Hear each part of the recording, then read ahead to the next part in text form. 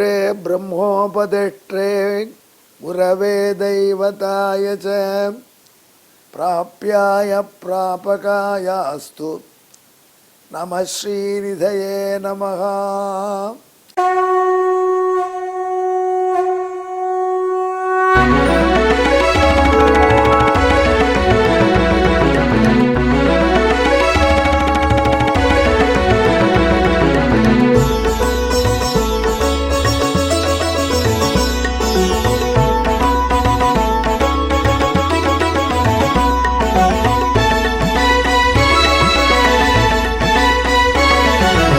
सहस्रनामं सहस्रनामं श्रीवेङ्कटेश सहस्रनामं सहस्रनामं सहस्रनामं श्रीवेङ्कटेश सहस्रनामं.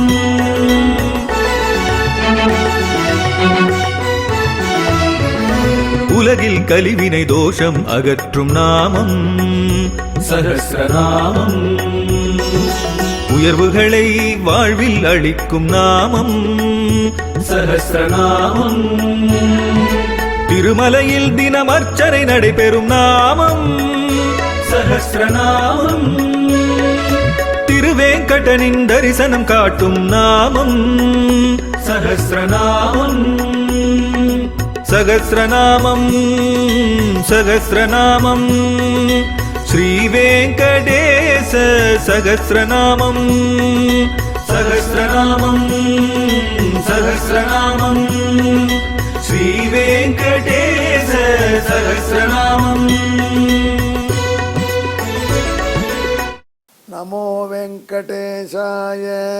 அன்பர்களே, இப்பொழுது நாம் திருவேங்கடமுடியானுடைய 1000 திருநாம தொகுப்பிலே 176வது திருநாமத்தை சுவைக்கப் போகிறோம்.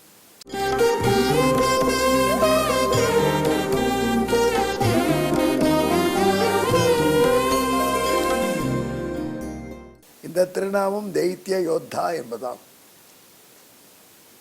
வசிஷ்ட பகவானுக்கு நாரதர் சொல்லும் பொழுதே ஒவ்வொரு அவதார நிகழ்ச்சியை வைத்து அதன் பின்னணியிலே ஒரு திருநாமத்தை சொல்வதாக வந்து கொண்டிருக்கிறார். இப்பொழுது திருவிக்கிரமாவதாரத்துக்கு போகிறார். திருவிக்கிரமாவதாரத்தில் பகவான் ஒரு காரியம் செய்தான். தைத்திய யோத்தாவானான், அசுரர்களோடு போரிட்டான். இந்த கதை திருவிக்கிரமாவதாரத்துக்கு என்ன ஏற்றம்னா, யாரையும் சம்மதிக்கலேன்னு சொன்னேன். இப்போ சண்டை போட்டார், விடமாட்ட போட்டிருக்கேன் சொல்கிறேன். வந்தது வாமனனாக, கையில் ஏந்தியது பலாச தண்டம், பிராமண தண்டம், தலையிலே பிடித்தது தாழங்குடை, இடுப்பிலே மேகலை, கையில் கங்கை, இது கமண்டலு. இப்படி தானே வந்தார் வாமன பகவான். அப்புறம் திருவிக்கிரமன் ஆகும் பொழுது அவர் சங்க சக்கரத்தோடு ஆகினார். அதில் 16 கை திருவிக்கிரமன் இருக்கார். 16 கையிலும் ஆயுதங்களோடு ஆனார். இதெல்லாம் ஏன் பண்ணார் பகவான்? யுத்தமே பண்ணலை, யாரையும் சம்மானம் பண்ணலன்னு சொல்லிட்டு இப்போ யுத்தம் பண்ணாருன்னு சொல்கிறேன்னு சில பேர் நினைக்கலாம். அவராக யுத்தத்துக்கு போகலை, ஆனால் அவரை யுத்தம் பண்ணும்படியாக பண்ணிட்டான். யார் பண்ணினா? அந்த நமுச்சின்னு மகாபலிக்கு ஒரு பிள்ளை. அவன் சொன்னான், ரொம்ப அக்கிரமம் பண்ணுற நீ வந்து இந்த காலால் முன்னாடி கேட்டபோது ஒரு காலை காண்பிச்சு, அந்த காலால் தான் அளக்கணும். அளக்கிறச்சே திடீர்னு காலை பெருசாக்கிவிட்டேன். இது ஃப்ராட் இல்லையா? ரேஷன் கடையிலாம் அப்படி மேக்னெட்டை வச்சு எடையை குறைச்சி வைப்பாங்கன்னு, அது குறைச்சி வைக்கிறது அவங்களுக்கு. நீ அளக்கிறச்சே பெரியசால் அளக்கிற, நீ ஒரு விதமான ஃப்ராடு தானே பண்ணுற. அதனால அப்போ எந்த காலை காண்பிச்சோ அதால் முன்னாடி வாங்கிட்டு போ. இப்படி கால் மாற்றி மாறாட்டம் பண்ணக்கூடாது அப்படின்னு நம்புச்சி சண்டைக்கு வந்தான். நீ பேசாமல் இருடாப்பா அப்படின்னார். நம்புச்சி கேட்கல. அவனுக்கு ஆன்சர் பண்ணணுமோ இல்லையோ. அவர் என்ன பண்ணார்? வாமனமூர்த்தி திருவிக்கிரமாயின்றவர், ஏண்டா தொல்லை பண்ணிட்டு இருக்க, உங்கள் அப்பாவே கேட்கல, நீ ஏண்டா கேட்குற அப்படின்னா அவனை பிடிச்சார், இழுத்தினார், ஒரு சுழத்தி தூர எரிஞ்சுட்டார். சமாரம் பண்ணல, தூரம் தள்ளி விட்டார். தப்புன்னு போய் கீழே விழுந்தான். அதுவும் மணலில் விழ முடியாது, தூக்கி தள்ளிட்டார். சாமர்த்தியமாக எழுந்துட்டான். உடனே அவன் போருக்கு திரட்டினான். எல்லாரும் இவர் யுத்தம் பண்ணி இவரை சிறைப்பிடிச்சு விடுப்போம். அக்கிரமமான முறையில் என் தந்தையை வீழ்த்த பார்க்குறான். இதுக்கு நாம் அடிபணியக்கூடாது அப்படின்னா அசுரர்கள் சைன்யம் போரிடும். அசுரர்கள் சைன்யம் போரிட வந்தால் அவர்களோடு பெருமாள் ஒத்தரே போரிடுறார். 16 கையிலையும் 16 விதமான ஆயுதங்களை ஏந்தி போரிடுறார். அசுரர்களுக்கோடு இப்படி யுத்தம் பண்ணதுனால, தைத்தியர்களோடு யுத்தம் பண்ணியதுனால தைத்திய யோத்தா என்பதாக எம்பெருமானுக்கு திருநாள். திருவிக்கிரமாவதாரத்தில் நடந்த நிகழ்ச்சி இது. அவனுக்கு எப்பொழுதுமே வழக்கம் அசுரர்களோட யுத்தம் பண்ணுறது. இந்த அவதாரத்தில் இவன் யாரையும் கொல்லாத முறையில் யுத்தமாவது பண்ணினான். அதுதான் இந்த இடத்துல தைத்திய ஹந்தா என்று திருநாமத்தை சொல்லவில்லை வசிஷ்டர். வசிஷ்டருக்கு சொல்லவில்லை நாரதர். தைத்தியனை கொன்றான்னு சொல்லலை. தைத்தியர்கள்லாம் அசுரர்கள். அசுரர்களோடு போரிட்டவன்னு தான் சொல்கிறார். அதாவது போர் எப்படி இடுவான்னா அவன் யாருக்கும் அடிபடாதபடி போரிடுறது. திருமால் ரொம்ப சாமர்த்தியக்காரன். அடித்தா மாதிரி இருக்கணும், அந்த ஆள் சாகவும் கூடாது. மாயாவியாச்சே அப்படி யுத்தம் பண்ணுறான். போலீஸ்காரரும் பண்ணுவார்கள், கண்ணீர் புகை வெடிப்பார்கள், தண்ணீரை பீச்சுவாங்க, யாருக்கும் டேமேஜ் வரக்கூடாது, அதே சமயத்தில் கலையணும். அப்படி தான் அந்த யுத்தத்தை பண்ணினான். எனவே தைத்திய யோத்தா. அந்த யுத்தம் பயங்கர யுத்தம். ஆனால் ஒருத்தரும் எப்பேற்பட்ட பயங்கரமான ஆயுதங்களை ஏந்தி வந்து தாக்குறான். நமுச்சி ஆக்ரோஷமாக தாக்குறான். ஒரு சமயம் பார்த்தா நம்ம ஊர் அரசியல்வாதிகள் மாதிரி தாக்குறான். அத்தனையும் தாங்கி கொண்டு எம்பெருமான் யுத்தம் பண்ணினான். அந்த அழகை நினைத்து பார்க்குறார் நாரதர். நானும் எவ்வளோ கலகம் பண்ணியிருக்கேன், அந்த கலகத்திலலாம் இல்லாத ஒரு ஆனந்தம் அன்றைக்கி இருந்தது. நாம் பண்ணாத கலகத்திலேயே அசுரர்கள் அவருடன் போராட எம்பெருமான் ஏதோ ஒரு பெரிய டான்ஸ் ஆடுற மாதிரி யுத்தம் பண்ணினான். நர்த்தனம் ஆடுற மாதிரி தான் யுத்தம் பண்ணினான். ஒரு பிளே மாதிரி இருந்தது. அப்படின்னு ரசித்து நாரதர் சொல்கிறார். அந்த யுத்தம் எவ்வளோ நாள் நடந்தது, அதுதான் வேடிக்கை. பகவான் அவர்களை கொன்றால் தானே யுத்தம் முடியும். அல்ல அவர் விரட்டி விடுறான், வரான் மறுபடி. நமச்சியை வானில் சுழற்றி எரிஞ்சிருக்கான், எழுந்து வரான். சுழற்றினா அடியில் ஆள் போக முடியாது சுழற்றுறாரா இல்லையா, மீண்டும் வரும்படியா. அவர் ஏன் அப்படி பண்ணுறார்? இந்த யுத்தத்தில் யாரையும் கொல்றது, இந்த அவதாரத்தில் யாரையும் கொல்றது இல்லை என்ற சங்கல்பத்தினார் இப்படி நடந்துகிட்டே இருக்கு. அந்த யுத்தம் எப்படி நின்றுதுன்னா மகாபலி வாக்கியத்தினால இருந்தது. மகாபலி தெரிஞ்சுட்டான். அவன் சொன்னான், இத்தனை நாளாக நாம் வெற்றி பெற்றோம் அசுரர்களே, அந்த வெற்றிக்கெல்லாம் காரணம் திருமால் நம்ம பக்கம் இருந்தான். எவன் நமக்கு அனுகிரகம் பண்ணதெல்லாம் வெற்றி பெற்றோம். இன்றைக்கி அவன் நமக்கு அனுகிரகம் பண்ண நிறுத்திவிட்டான், நமக்கு வெற்றி வரல. இது பெரிய விஷயம். மகாபலி சொன்னது நாம் ஞாபகம் வச்சுக்கணும். நாம் பெறுகின்ற வெற்றியெல்லாம் பகவான் நம் பக்கத்தில் இருக்கிறதுனால. இப்போ god is by our side, we need no other help for us. நாம் ஜெயிச்சிருக்கோம். ஆகையினால பகவான் நம்ம சைடில் இருக்கான்.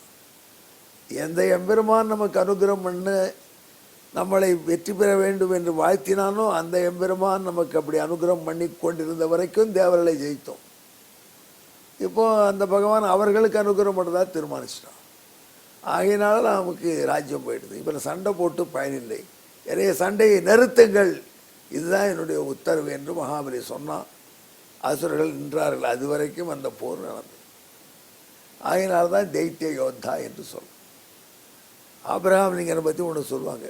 அவர் ஃப்ரெண்டு சொன்னானா, let God be by our side. கடவுள் நம்ம பக்கத்தில் இருக்கணும். கடவுள் நம்ம பக்கத்தில் இருந்தால் வெற்றின்னா. எத்த கிருஷ்ணம், எங்கே கிருஷ்ணன் இருக்கானோ அங்கே ஜெயம். எத கிருஷ்ண தத்தோ ஜெயகா என்று பாரதத்தில் அடிக்கடி வரும். கிருஷ்ணன் எந்த பக்கம் இருக்கோ அந்த பக்கம் வெற்றி. அதே மாதிரி கடவுள் நம்ம பக்கத்தில் இருந்தால் நமக்கு வெற்றி தானே. அதுதானே மகாபலின்னு சொன்னான். ஆனால் ஆபிரகாம் லிங்கர் ஒரு விஷயம் சொன்னதாக சொல்லுவாங்க. கடவுள் நம்ம பக்கத்தில் இருக்கணும்னு சொல்லாத, நாம் கடவுள் பக்கத்தில் இருக்கணும். என்ன அர்த்தம்? நாம் தர்மத்தின் பக்கத்தில் இருக்கணும். மகாபலி சொல்லிட்டான், தர்மமோ அதர்மமோ நமக்கு என்ன தெரியும். எம்பெருமான் எதை உகந்தானோ அது தர்மம், எம்பெருமான் எதை உகக்கலையோ அது அதர்மம். அவன் எப்படி நம்மக்கிட்ட ராஜ்யம் வாங்கினா என்ன, சின்ன அடி காமிச்சு வாங்கினா என்ன, பெரிய அடி காமிச்சு அளந்தா என்ன, பண்ணுறது பகவான். ஆனால் அவன் பண்ணுறதெல்லாம் தர்மம். மகாபலி அப்படி போயிட்டான். பகவானுக்கு ஒரு தர்மம் புண்ணியம் பாவத்துக்கு என்ன சுவாமி டெஃபினிஷன்? எதெல்லாம் எம்பெருமானுக்கு பிடிச்சிருக்கோ அதெல்லாம் புண்ணியம், இதெல்லாம் எம்பெருமானுக்கு பிடிக்கிறது, அதெல்லாம் பாவம். அதெல்லாம் நாம போய் பகவான் தப்பு பண்ணுறான்னு சொல்ல முடியாது. அவன் இப்படி சூஸ் பண்ணிட்டான்னா அதுதான் கரெக்ட். எனவே இதுவே தர்மம். எனவே நீ தர்ம விசாரம் பண்ணுவதற்கில்லை என்றான் மகாபலி. இது மகாபலியினுடைய பரந்த லெசன் நாம் கற்றுக்க வேண்டியது. அதனால் மகாபலிக்கு பகவான் அப்படி இன்னொரு செய்ததில் அதிசயமே இல்லை. இந்த நிகழ்ச்சியை சொல்லி தைத்திய யோத்தா என்கிற திருநாமத்தை வசிஷ்டருக்கு நாரதர் உபதேசம் பண்ணினார். எங்கே இதற்கான வாய்ப்பாட்டு ஸ்லோகம் சொல்கிறேன்னு கேளுங்க.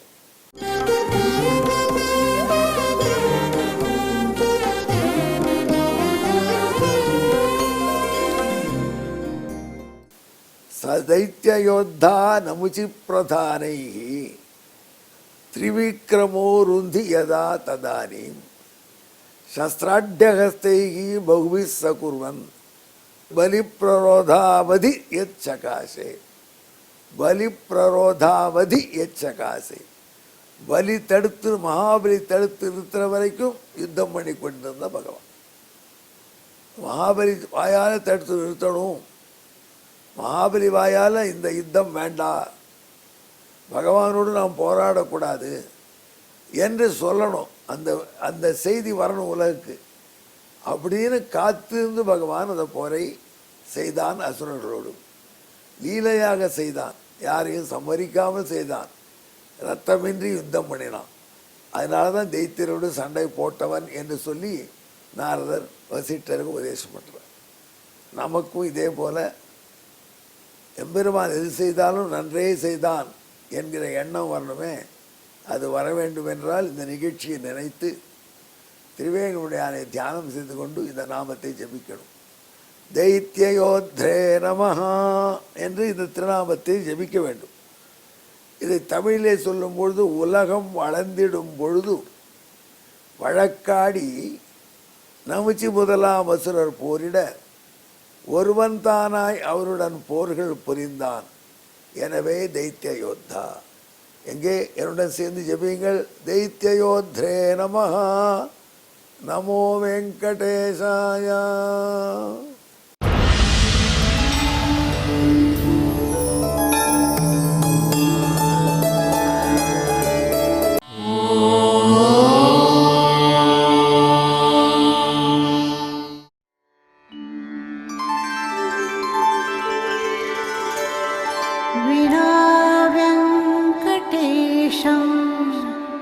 ननाथो ननाथः सदा वेङ्कटेशं स्मरामि स्मरामि. हरे वेङ्कटेश प्रसीद प्रसीद. प्रियं वेङ्कटेश प्रयच्छ प्रयच्छ.